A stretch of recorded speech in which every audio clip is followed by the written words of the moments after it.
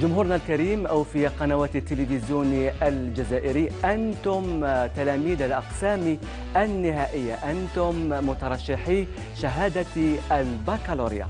نحن معكم سنرافقكم من خلال هذا الفضاء التربوي والبيداغوجي. سنرافق كل الشعب في مختلف المواد المميزة.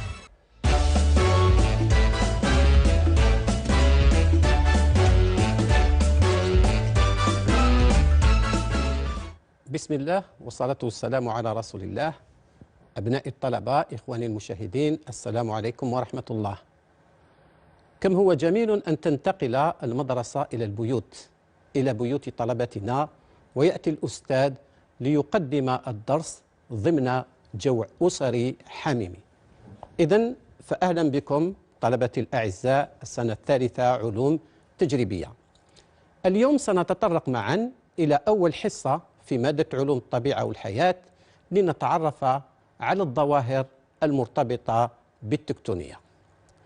طبعا قبل هذه الحصة أبناء الطلبة أقدم لكم تاريخ الكرة الأرضية، فتابعوا معي من فضلكم. إذن لاحظ هنا على الشاشة أبناء الطلبة، منذ ملايين السنين، يعني 250 مليون سنة، كانت القارات مجتمعة مكونة البانجيا أو لابونجي كما تلاحظ في هذا الشكل. ثم بعد ذلك نلاحظ أن هذه القارات غير ثابتة، ولكن كان يسود كذلك محيط واحد وهو بونتالاسا. مع مرور الزمن نلاحظ أن هذه القارة تجزأت، القارة الأم لابونجي، تدريجيا مع ملايين السنين إلى عدة قطع كما تلاحظ في هذه الأشكال. الآن حاليا تلاحظ في الشكل المقابل، حاليا ما زالت القارات غير ثابتة نتيجة حركة الصفائح، والتي قدرها العلماء من 2 سنتيمتر إلى بضع سنتيمترات، في بعض الأحيان تلحق إلى 10 أو 15 سنتيمتر في السنة. والآن القارات هي كما تلاحظها الآن. طبعا هذه القارات طبعا قلنا ناتجة عن حركة الصفائح. هناك نوعين من حركة الصفائح، لاحظ معي، وكنت خدمتهم طبعا في الوحدة 1 و2 من التكتونية. حركة التباعد على مستوى الظهرات، لاحظ هنا ظهرة المحيط الأطلسي التي تفصل بين الصفيحة الإفريقية وكذا الصفيحة أمريكا الجنوبية. إذن في مستوى الظهر هناك حركة تباعد. الوثيقة المقبلة تبين حركة ثانية، وهي حركة التقارب، والتي تكون على مستوى الخنادق كما يوضحه هذا الشكل ثلاثي الأبعاد. لاحظ هنا خندق، هنا صفيحة محيطية، وهذه القارة هذه نازكا، وهذه القارة قارة أمريكا الجنوبية التي تنتمي صفيحة أمريكا الجنوبية. طبعا أبناء الطلبة، ينجم عن هذه الحركات تضاريس وظواهر مميزة، أي حركة التباعد وكذا حركة التقارب ينجم عنها تضاريس وظواهر معينة. اليوم نحاول أن نفهم كيف نفسر الظواهر المرتبطة بالنشاط التكتوني في منطقة الغوص، وأقصد بمنطقة الغوص أين تتواجد الخنادق. الآن سندخل في الدرس مباشرة. بما أننا في هذه الظروف، اخترت لكم أبناء الطلبة بعض المفاهيم، 5 مفاهيم فقط. من خلال 5 مفاهيم في الدرس يمكنك أن تفهم هذا الدرس جيدا، لأن لو دخلنا في المعلومات لا تنتهي، ولكن إذا أخذنا المفاهيم، فالمفاهيم من خلالها هي مفتاح لكل المعارف التي يمكن أن تأخذها وحدك. إذن لاحظ معي المفهوم الأول، طبيعة الصفائح في منطقة الغوص. إذن لديك هذا الشكل، هنا الظهر، اليوم ما ناخذوش الظهر، ولكن هنا الخندق، هنا كاين تباعد. فما هي أنواع الصفائح التي نجدها في مستوى الخنادق أو في مستوى منطقة الغوص؟ لاحظ هنا طبعا على مستوى الخنادق دائما نتكلم عن حركة تقارب وغوص، والصفيحة الغائصة كما ستظهر الآن أمامك، لاحظ هي دائما صفيحة محيطية، أبدا ما تكون صفيحة قارية، تكون دائما صفيحة محيطية التي تغوص.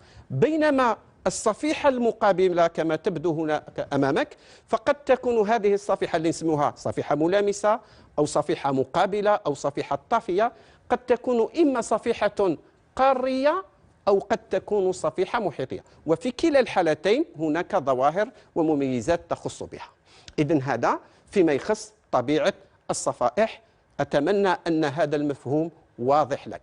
إذن دائما التي تغوص صفيحة محيطية، التي لا تغوص المقابلة قد تكون صفيحة محيطية قد تكون قارية. هذا مفهوم الأول اشبع له. نروح الآن إلى المفهوم الثاني ومع الوثيقة الثانية، طبيعة البؤر الزلزالية والبراكين في منطقة الغوص.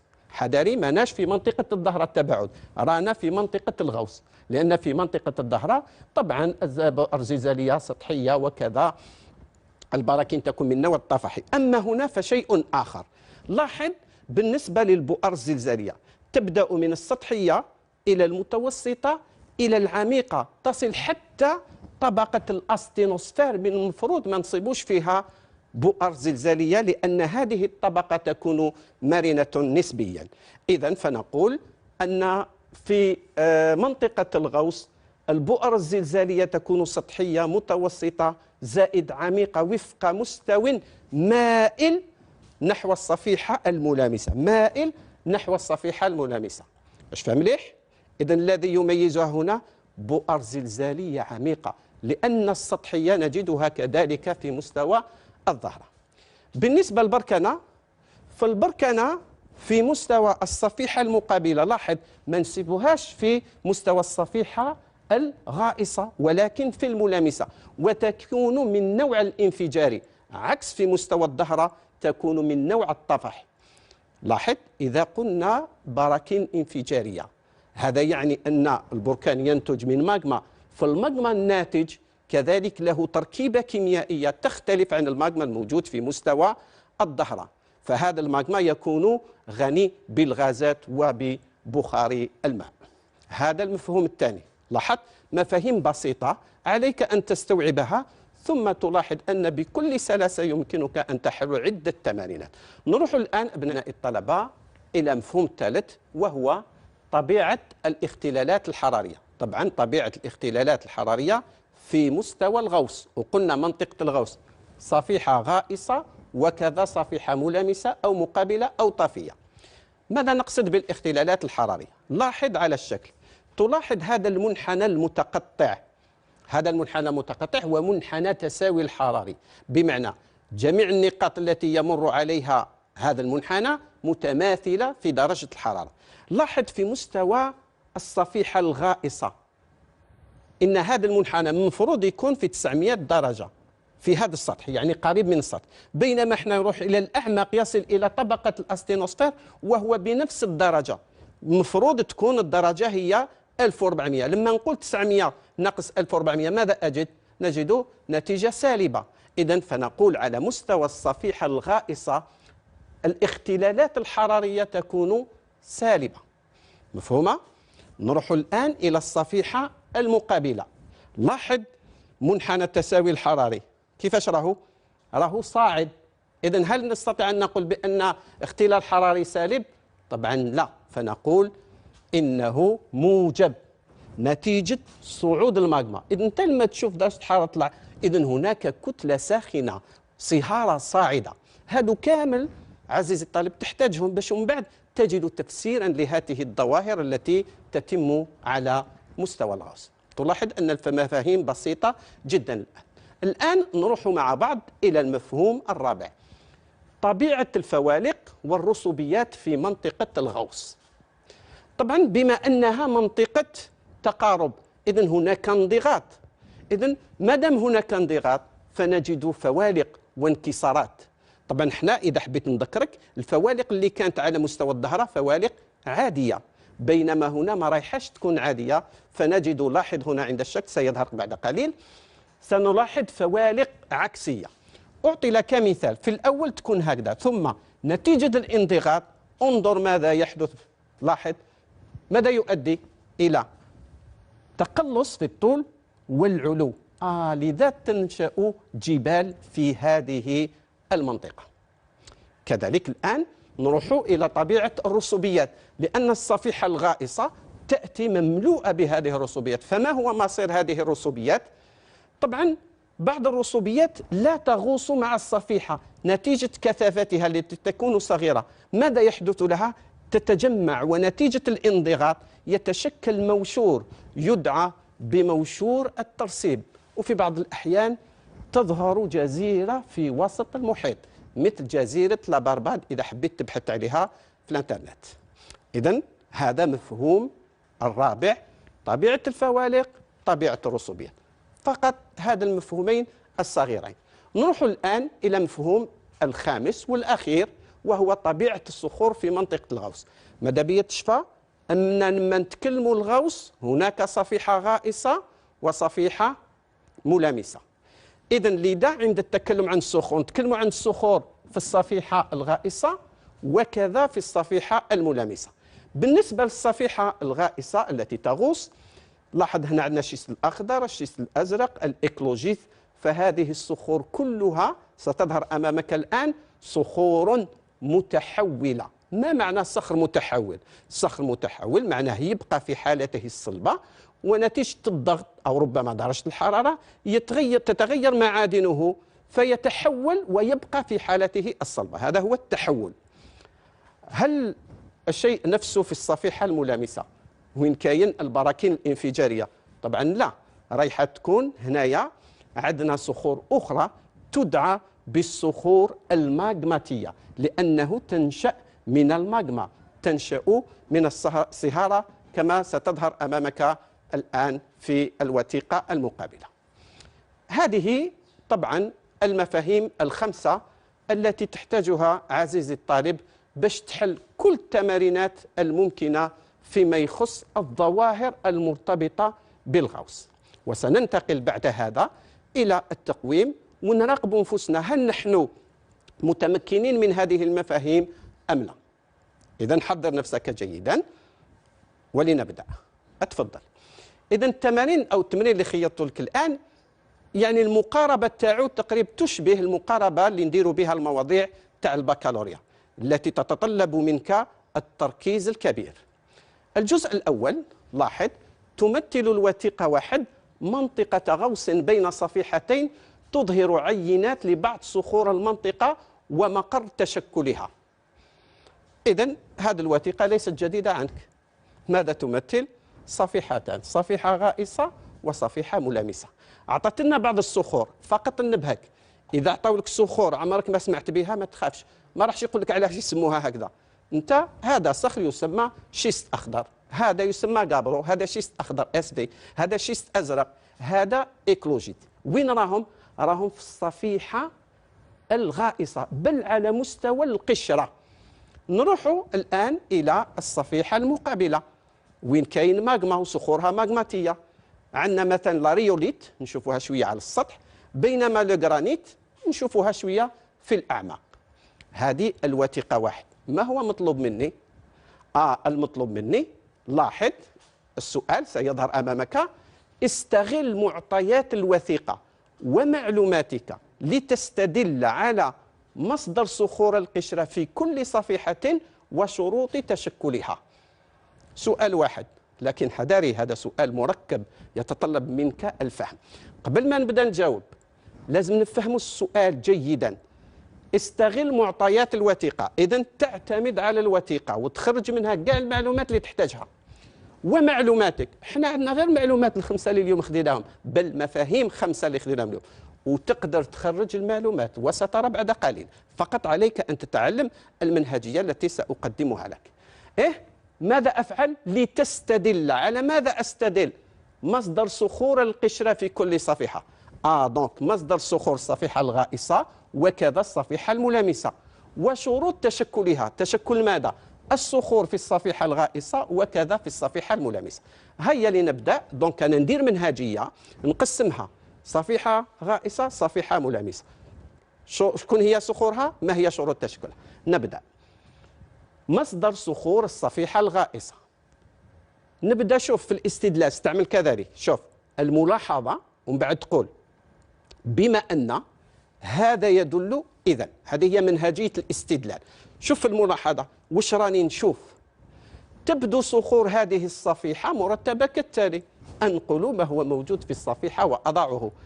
قابرو صخر، قلنا ما تخافش من الأسماء. شيست أخضر صح، شيست أزرق، هاي تبدو أمامك التسلسل. وماذا؟ والإكلوجيت. إذن قابرو، شيست أخضر، شيست أزرق، وكذا إكلوجيت. هذا ما ألاحظه نقلته. زيد حاجة واحدة أخرى راني نشوفها. لاحظ معي، كلما اقتربنا من الخندق وضمن درجة حرارة وعمق معين يختفي صخر يظهر صخر آخر، يختفي صخر يظهر صخر آخر. شوف، أنا نوجد عقلي باش يعطي لي استنتاج بعد قليل. كما أنني لا ألاحظ على هذه الصفيحة براكين. سي بون، وصلنا إلى الحل مباشرة. إذا لاحظ معايا، بعد ما درت هذه كلها ملاحظات، الآن جي بما أن هذه الصخور مرتبة حسب ميل الغوص ولا تتشكل ماغما على الصفيحة الغائصة، إذا سأنفي. إذا هذه الصخور، هذا يدل على أن هذه الصخور الغائصة ليس ماغماتي، بل تشكلت من صخور سابقة التواجد. والصخور اللي تتشكل من صخور سابقة التواجد ماذا نقول عنها؟ صخور متحولة. سبب خلاص، الصفيحة الغائصة فريناها. نروح الآن نفس العمل نديروه فيما بعد طبعا مع الصفيحة الملامسة، لكن قبل ذلك نجبد الشروط. شروط تاع تشكل صخور الصفيحة الغائصة. من أنطلق من الملاحظة، لاحظ معي، بما أن الشيست الأخضر، لاحظ ها هو، يبدأ في الظهور قبيل الغوص أو أثناؤه. طبعا أنت فيما بعد إذا حبيت تطلع المعلومة شوف السحن وين تتشكل، لأن قلت أنا ما نتبعش المعلومة. لو كان نتبع المعلومة نغرق، ما نصيبش روحي.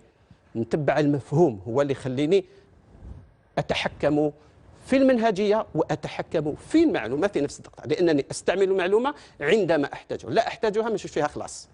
إذا بما أن الشيست الأخضر قلنا يبدأ في الظهور قبيل الغوص، بينما الشيست الأزرق والإكلوجيت شوف موجودين في أعماق أكبر أثناء الغوص، حيث يزداد الضغط بشدة عكس درجة الحرارة. هنا شفنا قبيل الاختلالات الحرارية ما تزيدش بزاف. علاش؟ لأن الصخر ناقل سيء للحرارة. إذن هذه الملاحظة تدل على ماذا؟ تدل على أن شروط تشكلهما مختلفة. شروط تشكل الشيست فير مع الشيست بلو إلكتروجيست ماشي كيف. هذاك راهو قريب من السطح وهذاك راهو بعيد عن السطح. خلي عقلك يفكر. إذن واش توصل؟ تتوصل إلى ما يلي. إذن صخور الصفيحة الغائصة ناتجة عن تحول ضمن شرطين مختلفين، وحدك تقدر توصل لها لأنك عندك عقل وتعرف تفكر وعندك منهجية. قبيل الغوص أو أثناءه واش تتشكل؟ قلنا يتشكل الشيست فير كما سيظهر هنا، الشيست الأخضر، فهو يتحول من القابرو ضمن درجة حرارة وضغط منخفضين لأنه قريب من السطح. بينما التحول الثاني يتم أثناء الغوص في أعماق كبيرة نوعا ما. الشيست الأزرق والإكلوزيت ناتجان من التحول أثناء الغوص، ويتم ضمن ماذا؟ درجة حرارة منخفضة وضغط مرتفع. حذاري لما نقول درجة حرارة منخفضة، أكيد أن مع العمق تزداد الحرارة، ولكن تزداد شوية فقط، لأن قلنا تدرج حراري سالب، صفيحة صلبة باردة غائصة. سي بون، خلاص عرفنا باللي صخور متحولة. كاين اللي تتحول كما نقولوا باس تمبيراتور باس بريسيون، والاخرى تتحول ضمن اوت بريسيون باس تمبيراتور. هادو هما لي دو روش ميتامورفيك تاع الصفيحة الغائصة. سي بون، فريناها مع الصفيحة الغائصة. نروح الآن إلى الصفيحة ماذا؟ الملامسة. نفس الفكر. ألاحظ بما أن هذا يدل، إذن كما يدير الطبيب لما يشوف لي زاناليز، راني نشوف بما أنه هكذا، إذن أنت مصاب بهذا. إذن منشأ صخور الصفيحة الملامسة يتواجد على مستوى سطح هذه الصفيحة براكين انفجارية. تتواجد صخور هذه الصفيحة في مستوى القشرة هنايا، وهي موزعة على الترتيب. شوف، جرانيت ثم ريوليت. زيد واش راني نشوف؟ بما أن على سطح الصفيحة الملامسة تتواجد بركان أو براكين انفجارية، في عقلك تك واش تقول؟ كاين ماغما. هذا يدل على وجود وتشكل ماغما في باطن الأرض تم صعوده إلى السطح، ولما يصعد درجة حرارة تنخفض يبرد. وبما أن على محور صعود الماغما يتواجد جرانيت وريوليت، إذن ماذا أصل؟ هذا يدل على أن مصدر هذان الصخران ناتج من تبرد هذا الماغما. فريناه الاستنتاج وصل وحده. ما هو مصدر هذه الصخور؟ إذن نقولوا عنها مصدر صخور القشرة القارية للصفيحة الملامسة، كما خدينا مثال تاع جرانتريوليت، صخور ماغماتية. خلاص، هذا هو الجزء الأول من التمرين. الآن هذه المعلومة اللي وصلنا لها تخليني نفكر، ما هو مصدر هذا الماغما؟ من جا الماغما اللي خلى يتشكل الصخور تاع الصفيحة الملامسة؟ في الجزء الثاني يدرس هذا، وهذا اللي يسمى الماغماتيزم، الماغماتية. شوف الماغماتية واش معناها، كيفاش يتشكل الماغما، كيفاش يتحرك هذا الماغما، وكيفاش هذا الماغما يشكل صخور. 3 حوايج، ولاحظ كيفاش نخدموا هذا الجزء. تفضل في الجزء الثاني. هنا برك روحوا بالعقل بني، أعطيت لك وثيقة إن شاء الله تكون شفتها في الثانوي، ولا ما شفتهاش شوفها معايا وبربي إن شاء الله تفهمها. أولا، تمثل الوثيقة 2 نتائج تجريبية لانصهار بيريدوتيت مخبريا تحت تأثير درجة الحرارة والضغط ومنحنيي الجيو الحراري في مستوى الغوص. هذه تجارب مخبرية في المخبر. جبنا لابيريدوتيت. وعلاش لابيريدوتيت؟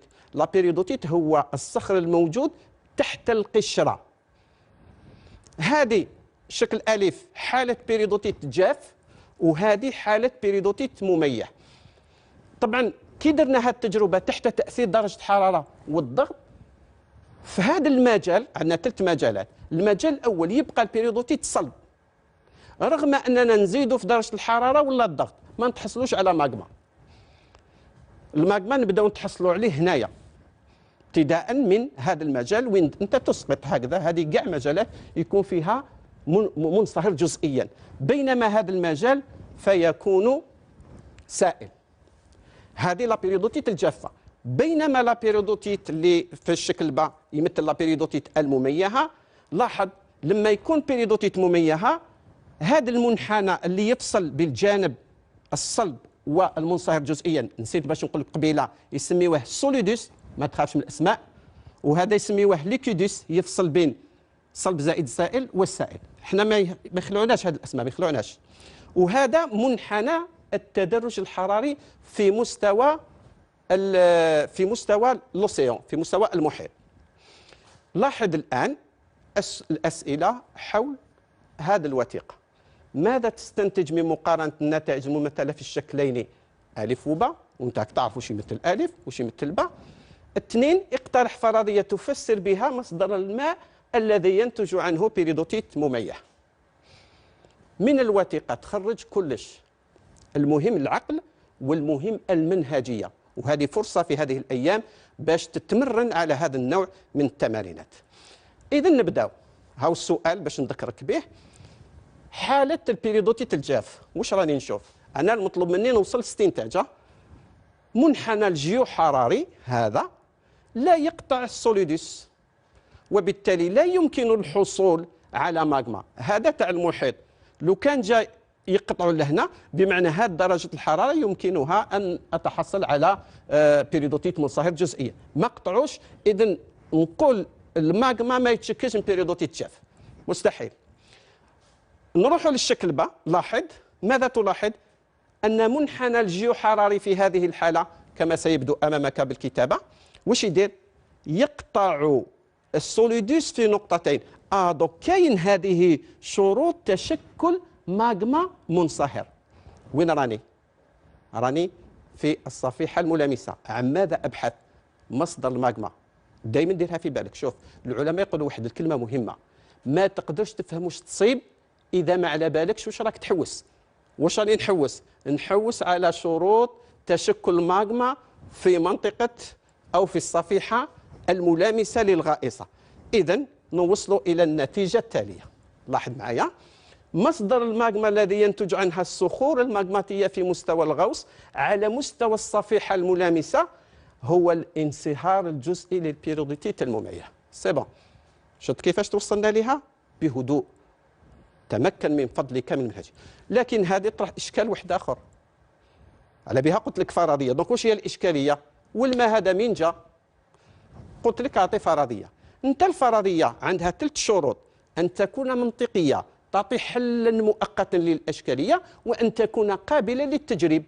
واعطي فرضية والأستاذ يحكم عليك. أنا قلت مصدر الماء الذي يسمح بتشكل بيريدوتيت مميه هو الصفيحة الغائصة، لأنها محيطية، معادنها ربما تكون مشبعة بالماء. هذه فرضية. واش تجي من بعد نروح نتحقق منها، اسكو صح ولا لا؟ التحقق من مصدر الماء في البيريدوتيت المميه. لاحظ الآن ماذا اخترت لك في الوثيقة. الآن لتفسير مصدر البيريدوتيت المميه، اتونسيون لما نقول بيريدوتيت مميه بالك تشوف نرمي عليه بدون ماء ولا الماء تاع معناه يكون فيه معادن مميهة، كلمة مفتاحية. دوك تشوف.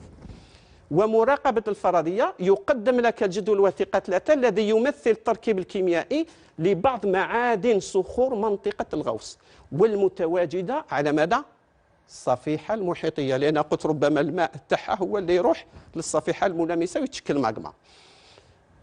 هذا قبرو، هذا شيست أزرق، هذه الوثيقة، هذا الشيست الأخضر عفوا، هذا الشيست الأزرق، هذا الإكلوجيت.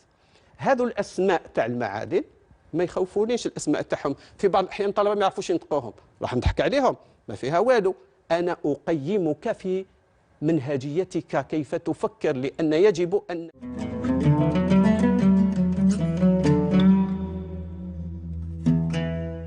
تعلم كيف نفكر، لأن عندنا عدة مشاكل في الدنيا إذا ما نعرفوش نفكروا يبقاو المشاكل الموجودين في الفقير، وحاليا هو الذي ليست له حلول لمشاكله.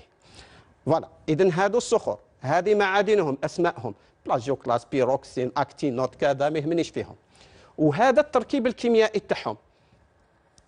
كذلك نقول لك ما تخلعش، ما راح حتى أستاذ يقول لك اكتب بالصيغة الكيميائية البلاجيوكلاس ولا البيروكسين، ولكن عليك أن تستغل هذا التركيب الكيميائي. صح، هذا واش عطاو لنا؟ لا عطاو لي ملاحظة، شوف تبان صغيرة. المعادن المميهة تحتوي على المجموعة OH. شوف هذه الحاجة الصغيرة هي اللي تنقدك، رد بالك تحقر. هذه الحاجة الصغيرة هي اللي تنقدك. انت تشوف هادو الصيغ فاش استغلهم؟ عندكم OH ما كاش، هادو ما فيهمش، هادو فيهم، ومن بعد في الاخر ما فيهمش. التفكير تاعك اش راني ندير؟ هاني استغل الوثيقة، درت الدرس ولا ما درتش درت بحر عليه. المهم عندي عقل نفكر به وأجد حلولا لمشاكل. واش طلبوا مني هنا؟ استخرج من معطيات جدول الوثيقة 3 ما يسمح بتفسير مصدر البيريدوتيت المميه، وبالتالي مراقبة الفرضية المقترحة. راح نجاوب عليها ببساطة كبيرة. لاحظ معي.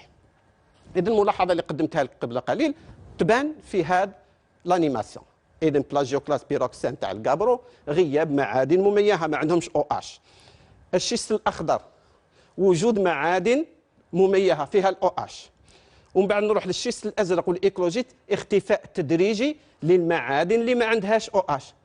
دوك واش صرا من الكابرو للشيست الأخضر؟ دوك تظهر لك تشبع بالماء، المعادن تصبح غنية BOH، ماشي الماء H2O يدفق عليها. بينما لما يتحول الشيست الأزرق يروح الإيكلوجيت، فقدان الماء. ورانا في الصفيحة الغائصة هي تفقد الماء H2O. دوك وين يروح هذا الماء؟ إلى الصفيحة الملامسة وين كاين بيريدوتيت، نتحصلوا على بيريدوتيت مميه. دوك نوصلوا المعلومات المتوصلة تتماشى مع الفرضية، حيث مصدر الماء في البيريدوتيت المميه هو الماء الذي تفقده معادن صخور الصفيحة الغائصة أثناء تحول الصخور. طبعا الآن لديك هذا الماغما اللي تشكل، إذا تتشكل من ماغما ناتج من بيريدوتيت.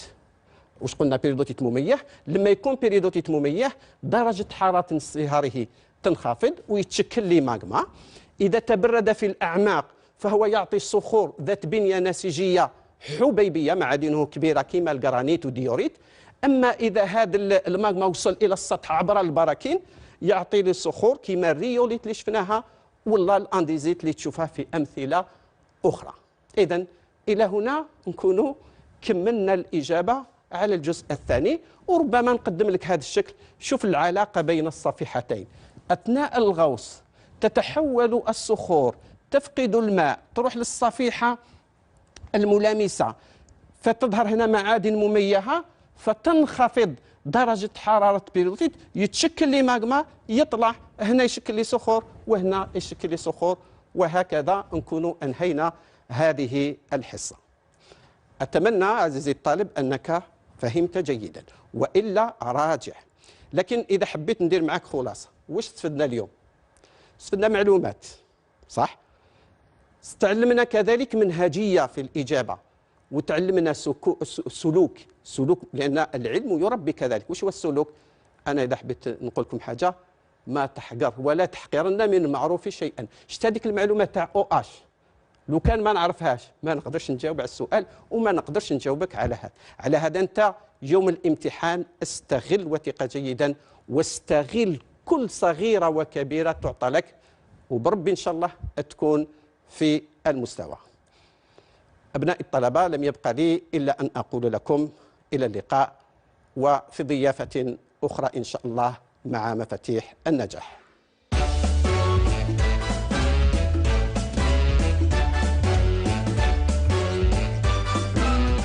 شكرا لكم على حسن الإصغاء والمتابعة. نضرب لكم موعد في العدد القادم. إلى اللقاء.